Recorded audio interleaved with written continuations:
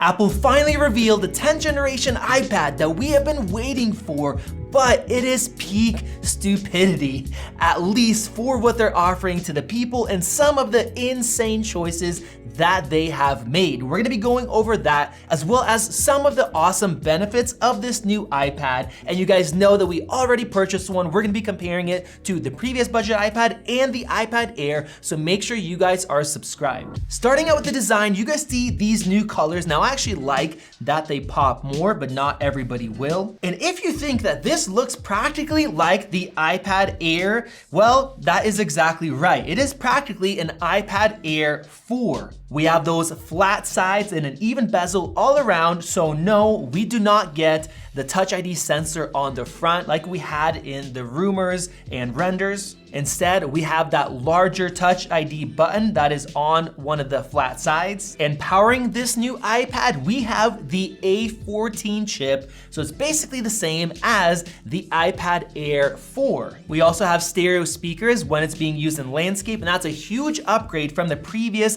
budget iPad being mono. And I'm really curious to hear how they sound. Are they gonna be as good, or are they going to be limited? The same thing goes with the A14. Is it gonna be full performance, or could it be slowed down? Some people are already saying that it is. That's something we're definitely gonna check out in our full comparison. And as far as the display, it looks like the same exact display from that iPad, but this is where stuff starts to get weird and gets even weirder. Now the display is the same, but if we take a closer look, we do not have P3 color accuracy, which that panel actually has. Now, even worse, this display is non-laminated, which was one of our biggest complaints about the 9th gen iPad. And that means there's a gap between the touch layer and the panel. One, it doesn't look great, but even worse, it lowers your contrast. It's definitely noticeable, and you have a lot more reflectivity. This also makes it not as good for using the Apple Pencil. And it's interesting that even in Apple's marketing video, they show delay when using the Apple Pencil. Now, if you notice something weird about that video, you're right, because Apple is limiting this design to the original Apple Pencil. Not the Apple Pencil 2, which snaps on magnetically, it pairs automatically, and it charges quickly that way. You use the original one that has a lightning connector with this iPad. That is straight up a limitation that they're doing on purpose. And the crazier thing is that you cannot pair your Apple Pencil to this new iPad without using an adapter to get it to pair and using a cable to charge it up and pair it. Now, what's even crazier is that in the box for this new iPad, they are not including that adapter. You have to buy it for $9 separately, which I was gonna do because I have an Apple Pencil, but it doesn't come until November.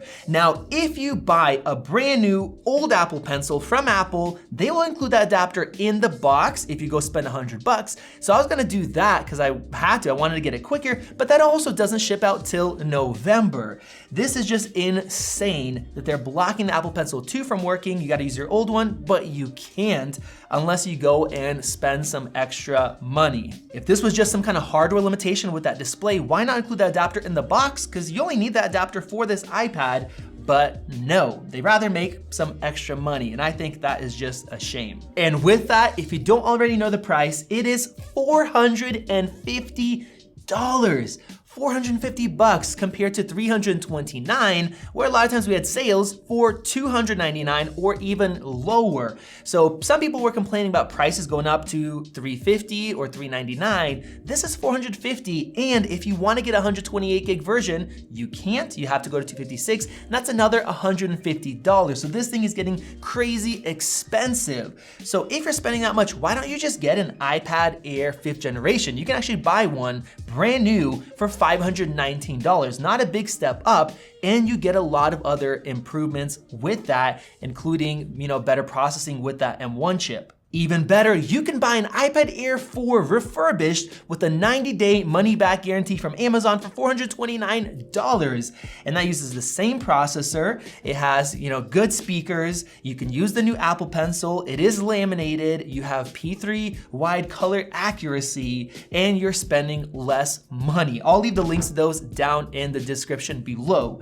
Now, the only thing that really makes this one more desirable is the fact that they put the camera in landscape mode now.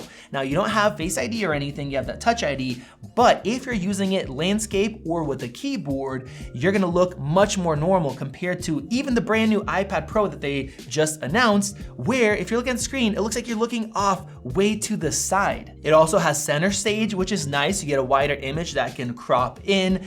And with that, they released a brand new keyboard called the Magic Keyboard Folio. Now, this thing looks really great. You have a full row of function keys, which is really nice to have. The keys have 1 millimeter of travel, so that is great. And you can detach the keyboard portion from the back that can stay on for protection, and you have your adjustment angle built into that as well. Now, Apple said it's a brand new unique keyboard, but if you guys remember the Folio keyboard from Logitech, well, that thing was $99 for the budget iPad. It looked very similar, had the same connector mechanism that you could take apart. This is not super unique. It's basically a copy of that, but get this, it is $250 for this keyboard, which is crazy. Now, I know it's gonna be a great keyboard, but it doesn't have that floating design of the Magic Keyboard, and that floating design was awesome. It brings the screen closer to you. You can adjust it. So that is one expensive keyboard for a budget iPad. Now, overall, I have to say that adding those stereo speakers, having that landscape camera, the new design, a lot of people are gonna be happy with this, especially if they are okay with sticking with that 64GB model. That's $450 if you can afford it, and you don't need the extra features or extra performance of the higher end ones. Well, you're gonna be happy with it, especially if you don't need the Apple Pencil or if you don't use that. But just because they raised the price by a lot and they added these things, which we know they're specifically limiting what this thing can do with that non-limited display, with the Apple Pencil, with some of the other stuff, it just makes it really a shame.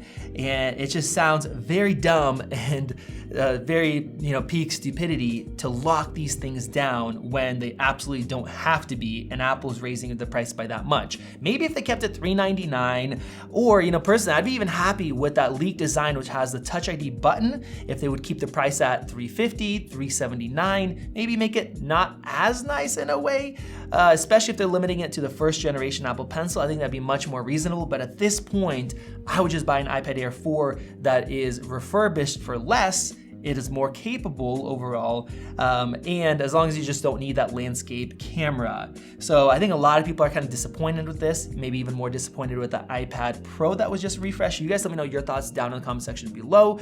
Click that circle above to subscribe so you guys don't miss out our video on the iPad Pro and what has changed and what hasn't. Check out one of those great videos right over there. This has been Max, and I'll see you in the next one.